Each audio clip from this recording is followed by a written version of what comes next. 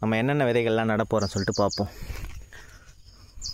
நாட்டு பீர்க்கங்காய் இருக்குது. அடுத்ததாக பார்த்திங்கன்னா பச்சை வரி நீல புடலை இருக்குது.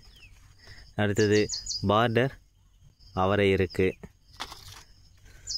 நாட்டு தக்காளி விதையை நாம் விதைச்சிடலாம்.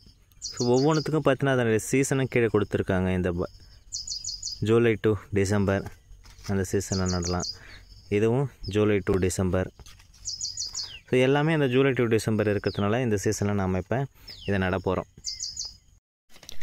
நாம் ஃபஸ்ட்டாக பார்த்திங்கன்னா பீர்க்க விதையை போட்டிருக்கோம். இதில் பார்த்தீங்கன்னா 1 2 3 4 5 6 7 8 ஸோ 8 விதை இருக்குது. கொஞ்சம் நாம் இதை நாட்டு விதைன்றதுனால நம்ம விதை நிறுத்தி பண்ண தலை இருந்தாலும் நம்மள்கிட்ட இருந்துச்சுன்னா சூடோமோனஸ் அப்படின்னா ட்ரைகோடர்மா அப்படி இது இருந்துச்சுன்னா நம்ம விதை நிறுத்தி பண்ணிடலாம். மட்டும் திரவமாக நீங்கள் பார்த்தீங்கன்னா வடித்த கஞ்சி. இப்போ இதில் சின்ன விதைன்றதுலாம் நீங்கள் தண்ணி கூட போட்டுனா அது அப்படியே லைட்டாக ஒட்டிக்கும்.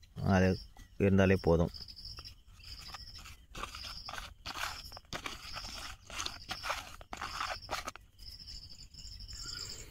இதில் பார்த்திங்கன்னா நம்ம சூடோமோனஸ் இல்லை ட்ரைகோடர்மா விருடி பார்த்திங்கன்னா லைட்டாக மண்ணில் மிக்ஸ் பண்ணிக்கலாம். ஏன்னா வேரழுகள் வேர் பூச்சி இதெல்லாம் வராமல் இருக்கிறதுக்காக நம்ம பண்ணிக்கலாம்.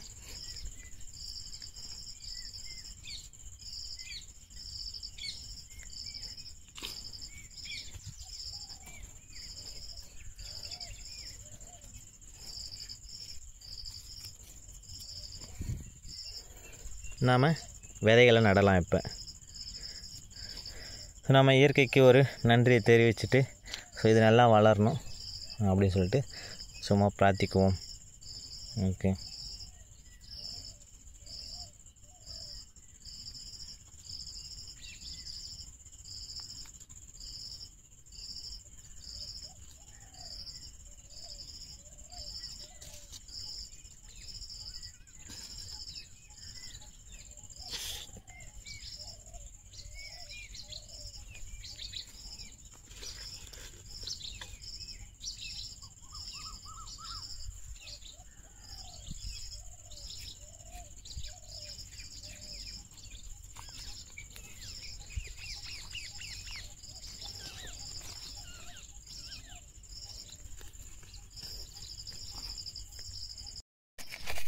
அடுத்ததாக பார்த்தீங்கன்னா நம்ம புடலங்காய் பச்சை வரி நீல புடலங்காய் ஜஸ்ட்டு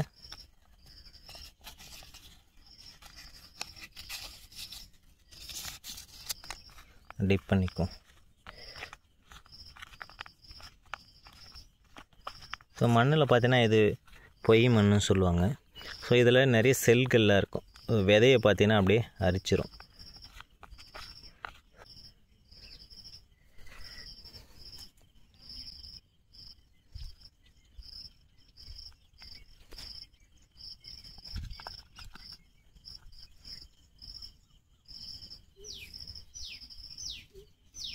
அடுத்தது அதில் நாம் அவரைக்காயை நடலாம்.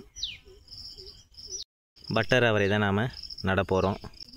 விதை இருக்குது.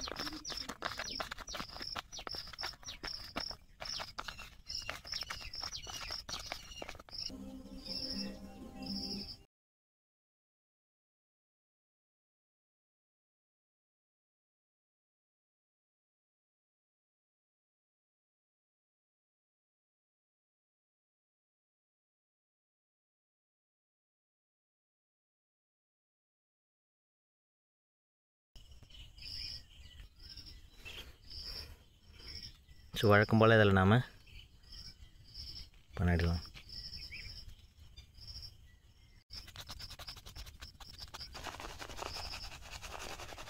ஸோ லைட்டாக ஷேக் பண்ணிங்கன்னா விதைகள் மட்டும் கொஞ்சம் தனியாக வந்துடும்.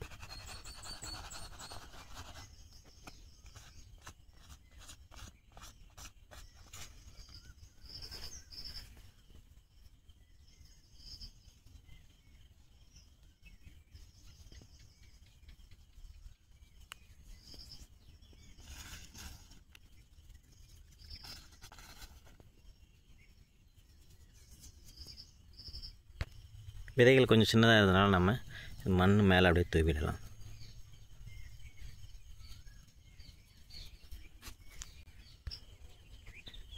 விதைகள் மேலே தூவியாச்சு. இதுக்கு மேலே பார்த்திங்கன்னா நம்ம வைக்கோல் எதனா புல் வகைகள் போட்டு நாம் மூடிடலாம். 4-5 நாளுக்கு அப்புறம் பார்த்திங்கன்னா முளைச்சி வெளியே வந்துட்டோடனே அதை எடுத்துட்டலாம். ஸோ ஒரு குழந்தை போல் தான் நாம் எப்படி நிழலே வச்சு பார்ப்போமோ ஃபஸ்ட்டு குழந்தை பிறந்தோடனே, அதுபோல் இந்த விதைகள்லேருந்து வரக்கூடிய சின்ன சின்ன செடிகளும் நாம் டைரெக்டாக வெயில் படாத அளவுக்கு ஃபஸ்ட்டு நாம் பார்த்துக்கணும்.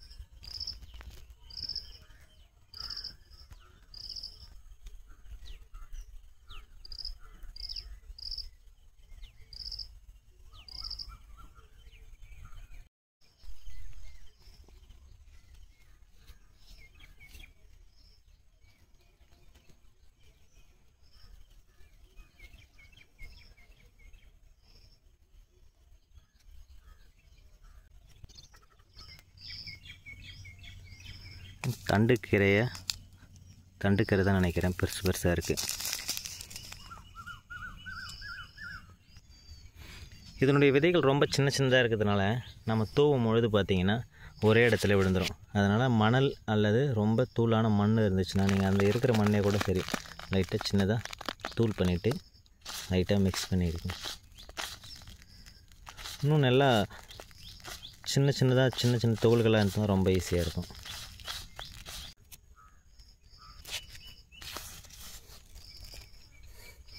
அப்படியே தூவிடலாம். இப்போ விடறது கூட தெரியாது.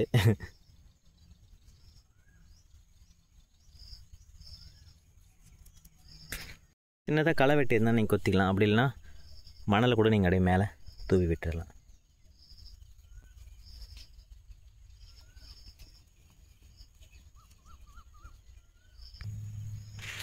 ஃபுல் இடத்துலையும் பார்த்தீங்கன்னா நல்லா தூவி விட்டாச்சு. சின்ன களைவெட்டி இருந்துச்சுன்னா பார்த்தீங்கன்னா களைவெட்டியில் கூட கொத்தி விடலாம். இது கொஞ்சம் இடமா இருக்கிறதுனால மண்ணை மட்டும் நான் தூவி விட்டுருக்கேன். அடுத்ததான் அந்த இடத்துல என்ன நட போகிறோன்னா வெண்டைக்காய் தான் நட போகிறோம். வெண்டை விதை ஒரு 20க்குள்ளே இருக்குன்னு நினைக்கிறேன். சரி, நம்ம செக் பண்ணி ஓப்பன் பண்ணி பார்த்துட்டு அதில் போடலாம். வெண்டை விதை இருக்குது.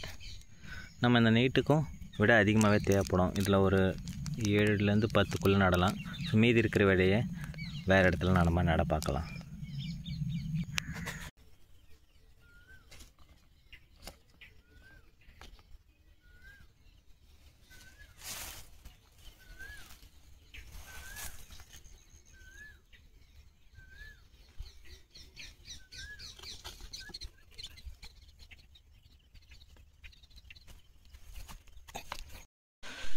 நம்ம ஒரு பாத்தியில் 7 விதைகளை விதைச்சாச்சு. பீர்க்கங்காய், புடலங்காய், அவரை, அடுத்ததாக பார்த்திங்கன்னா தக்காளி விதை விதைச்சோம், மிளகாய், கீரை, கடைசியாக வெண்டை. ஸோ நாளைக்கு மீதி இருக்கிறத நாம் விதைக்கலாம்.